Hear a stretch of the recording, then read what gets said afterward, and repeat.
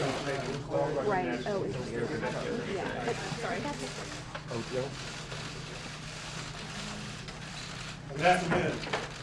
Today, a grand jury in the District of Columbia returned an indictment presented by the Special Counsel's Office.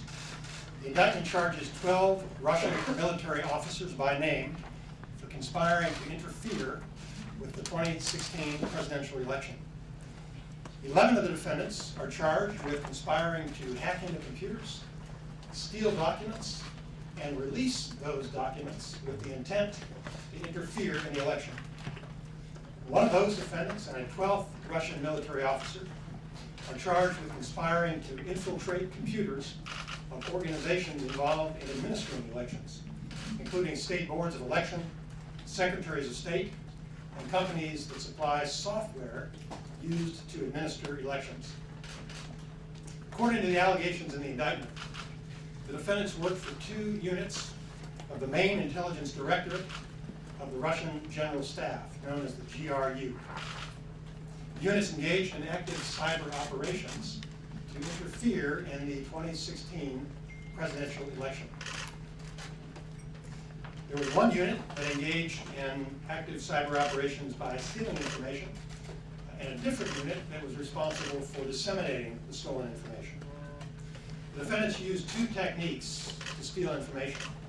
First, they used a scheme known as spear phishing, which involves sending misleading email messages and tricking the users into disclosing their passwords and security information. Second, the defendants hacked into computer networks and installed malicious software that allowed them to spy on users and capture keystrokes, take screenshots, and exfiltrate or remove data from those computers. The defendants accessed email accounts of volunteers and employees of the U.S. presidential campaign, including the campaign chairman, starting in March of 2016. They also hacked into the computer networks of a congressional campaign committee and a national political committee. The defendants covertly monitored the computers and planted hundreds of files containing malicious computer code and stole emails and other documents. The conspirators created fictitious online personas, including DC Leaks and Guccifer 2.0, and they used those personas to release information, including thousands of stolen emails and other documents, beginning in June of 2016. The defendants falsely claimed that DC Leaks was a group of American hackers and that Guccifer 2.0 was a lone Romanian hacker. In fact, both were created and controlled by the Russian GRU. In addition to releasing documents directly to the public, the defendants transferred stolen documents to another organization that is not identified by name in the indictment, and they used that organization as a pass-through to release the documents, to discuss the timing of the release in an attempt to enhance the impact on the election.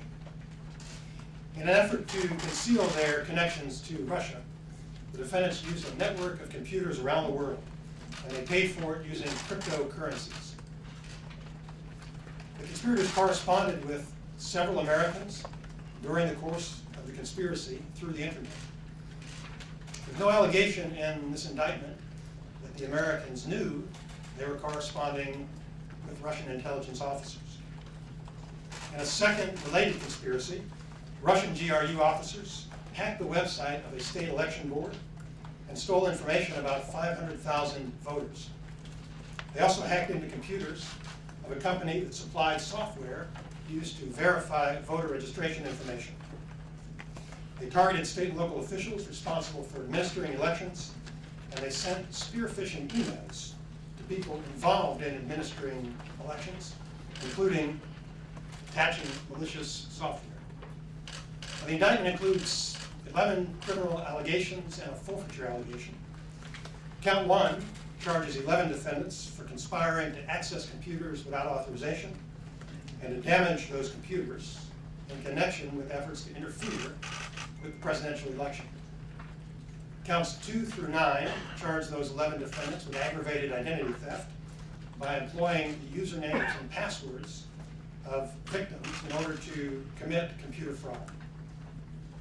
Count 10 charges those 11 defendants with money laundering for transferring cryptocurrencies through a web of transactions in order to purchase computer servers, register domains, and make other payments in furtherance of their hacking activities while trying to conceal their connections to Russia.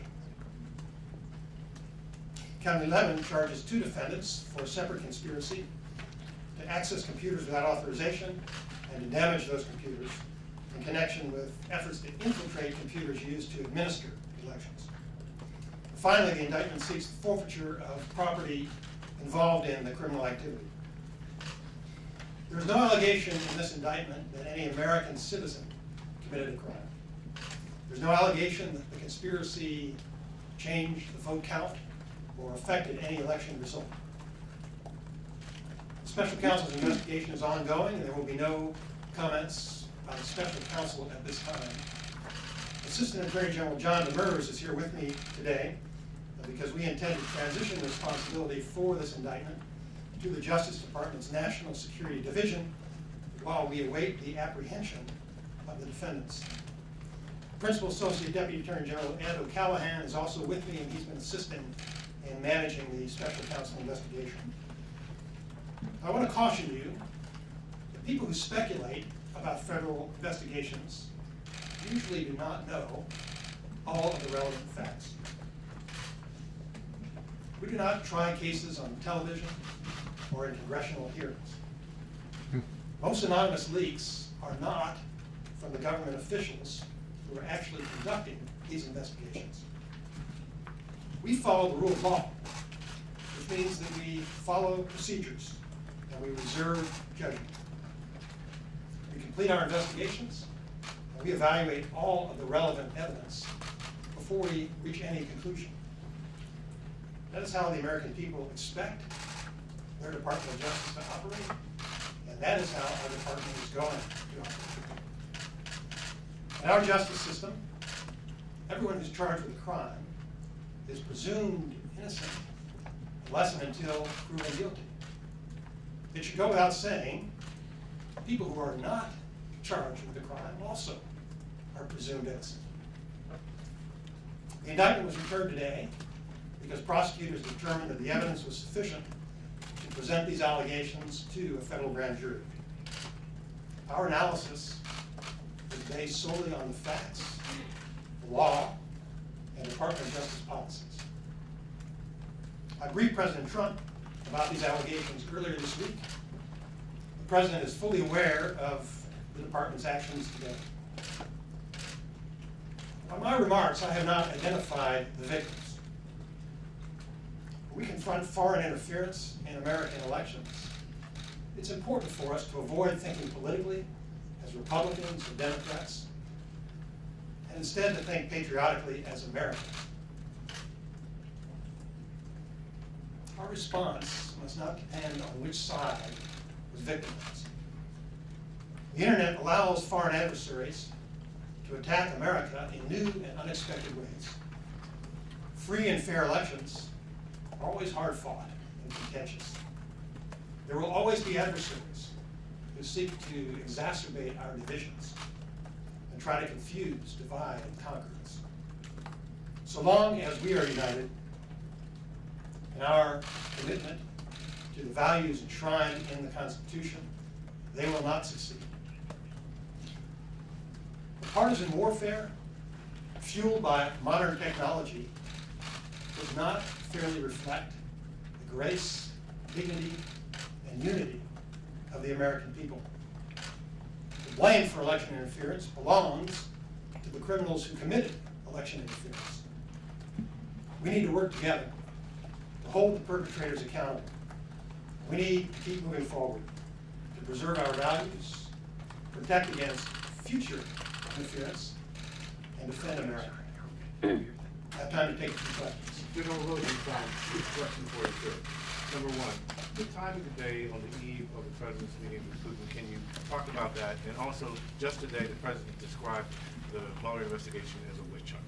Your response. The timing, as I mentioned, is a function of the collection of the facts, the evidence in the law, and a determination that was sufficient to present the indictment at this time. As I mentioned, I did brief the President.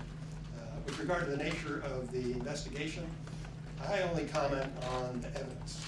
The evidence that is reflected in our indictments and in our charges represents a determination by prosecutors and agents without regard to politics that we believe the evidence is sufficient to justify the charges. Carrie?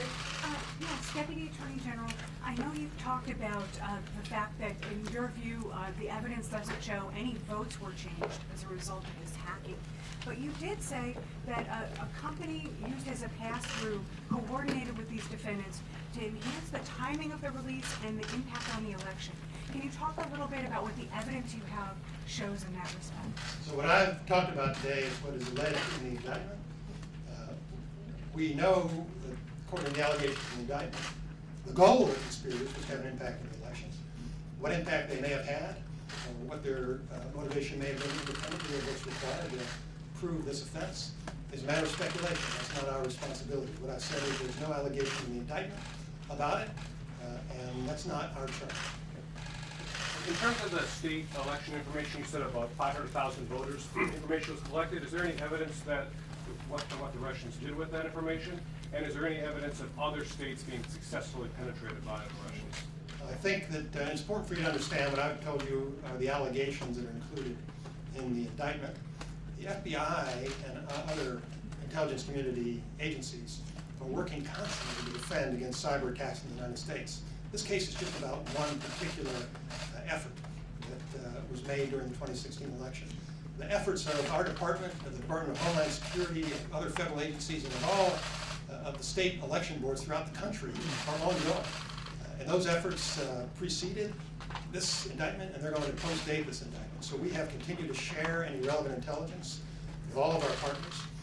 It will take a longer time to talk about this, but there is a concerted and organized effort by the federal government to make sure that we do deter and prevent any sort of cyber attacks on our elections, and that we harden our election systems to prevent against any kind of intrusions. We'll take the last question for Tom. Yeah, Deputy Attorney General, you mentioned that you briefed President Trump on this earlier this week. Did he indicate his support for this action, and what was his reaction? I'm allowed the President to speak for himself. Obviously, it was important for the President to know what information we've uncovered, because he's got to make very important decisions for the country. So he needs to understand what evidence we have of foreign election interference. Thank you very much. You were hoping that Who ordered the attack?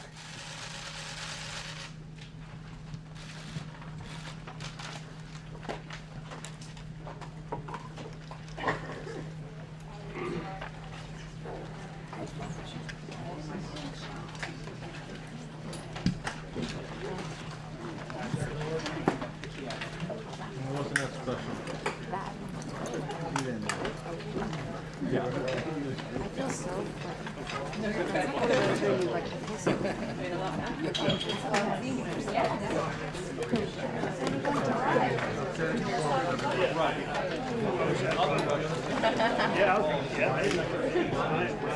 No worries.